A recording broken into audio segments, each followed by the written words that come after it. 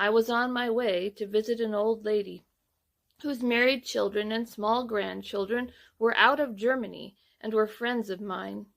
They were deeply anxious about their old mother, who had not wanted to leave her home to come abroad with them. Now another of her sons had had to leave Germany for Palestine, and I had promised I would go along and see her and try to persuade her to come over to join her daughter as soon as possible. In fact, with me, if she could be ready in time.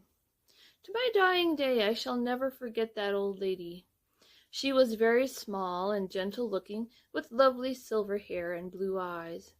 I sat down on the sofa next to her and told her who I was.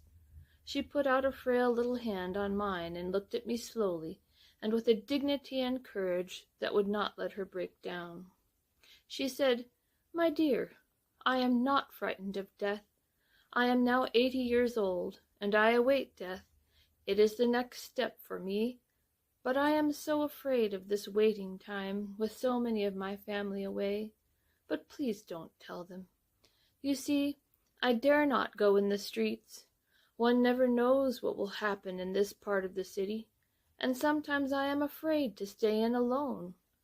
My neighbors are kind, but the time is long. Yes, I'm very much afraid of the time till I die." Then her face changed, as though having drawn away the veil for a moment, she would draw it again over the tragedy of her lonely waiting time, and with a happier smile and eager interest she asked me about her son and daughter and their children. We spoke of each in turn, and she was hungry for news, and agreed that when the summer came, perhaps she would travel to them. Then she began making up little parcels of chocolates for her grandchildren. "Worth nothing," she said, "but just that they know they are from grandmother."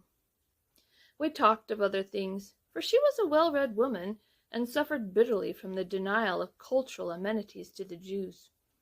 Even when I left, she was serene and dignified, and showed no sign of the distress that had been summoned up in her first tragic words, "I am very afraid of the waiting time."